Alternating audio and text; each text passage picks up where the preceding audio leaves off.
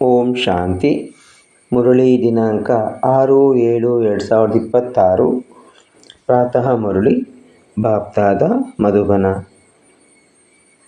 ತಂದೆಯು ತಿಳಿಸುತ್ತಾರೆ, ಮಧುರ ಮಕ್ಕಳೇ, ಜೀವಿಸಿದ್ದಂತೆಯೇ ಈ ಶರೀರದಿಂದ ಭಿನ್ನವಾಗಿ ಬಿಡಿ.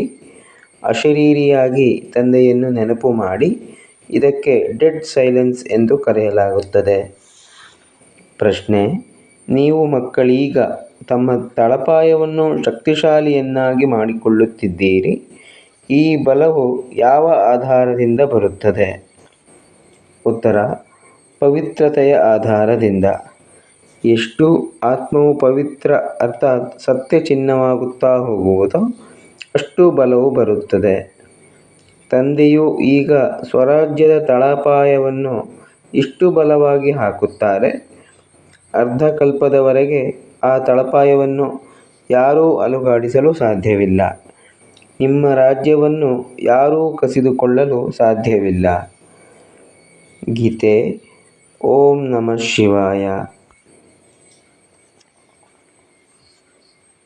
ಮಧುರಾತಿಮಧುರ ಅಗಲಿ ಹೋಗಿ ಮರಳಿ ಸಿಕ್ಕಿರುವ ಮಕ್ಕಳ ಪ್ರತಿ ಮಾತಾಪಿತಾ ಬಾಪ್ದಾದರವರ ನೆನಪು, ಪ್ರೀತಿ ಹಾಗೂ ಸುಪ್ರಭಾತ. ಆತ್ಮಿಕ ಮಕ್ಕಳಿಗೆ ಆತ್ಮಿಕ ತಂದೆಯ ನಮಸ್ತೆ.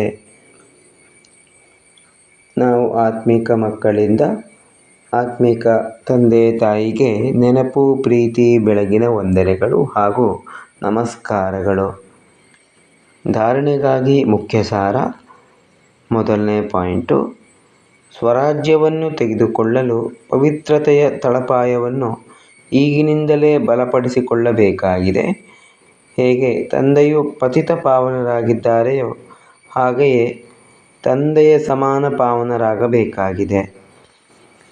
ಎರಡನೇದು: ತನ್ನ ಸ್ವಧರ್ಮ ಶಾಂತಿಯಲ್ಲಿ ಸ್ಥಿತರಾಗಿರಬೇಕಾಗಿದೆ.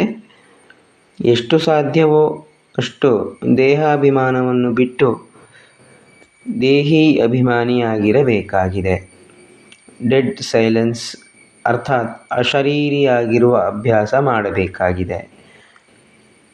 ವರದಾನ: ಅನ್ಯ ಆತ್ಮರ ಸೇವೆಯ ಜೊತೆಗೆ ಸ್ವಯಂನ ಸೇವೆಯನ್ನು ಮಾಡುವಂತಹ ಸಫಲತಾ ಮೂರ್ತಿ ಭವ. ಅನ್ಯ ಆತ್ಮರ ಸೇವೆಯ ಜೊತೆಗೆ ಸ್ವಯಂನ ಸೇವೆಯನ್ನು ಮಾಡುವಂತಹ ಸಫಲತಾ ಮೂರ್ತಿ ಭವ.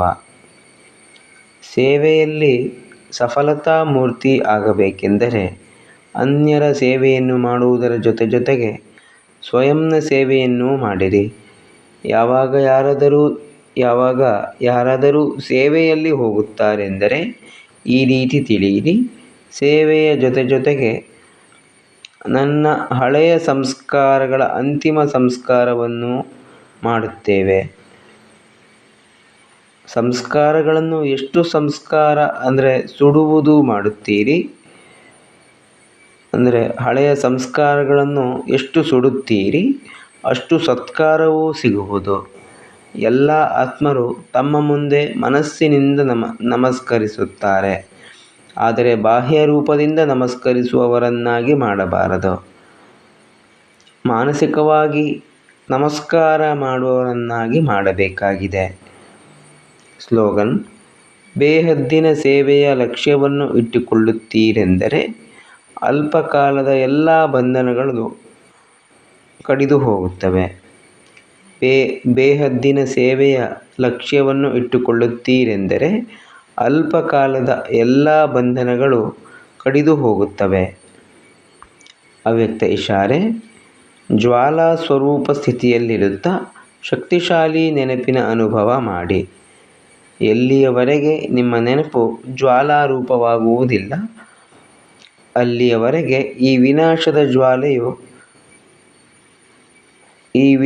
ಜ್ವಾಲೆಯೂ ಸಹ ಸಂಪೂರ್ಣ ಜ್ವಾಲಾರೂಪವನ್ನು ತೆಗೆದುಕೊಳ್ಳುವುದಿಲ್ಲ. ಅದು ಉರಿಯುತ್ತದೆ, ನಂತರ ಶೀತಲವಾಗುತ್ತದೆ. ಏಕೆಂದರೆ ಜ್ವಾಲಾಮೂರ್ತ ಮತ್ತು ಪ್ರೇರಕ ಆಧಾರಮೂರ್ತಿ ಆತ್ಮರು ಈಗ ಸ್ವಯಂ ಸದಾ ಜ್ವಾಲಾರೂಪರಾಗಿಲ್ಲ.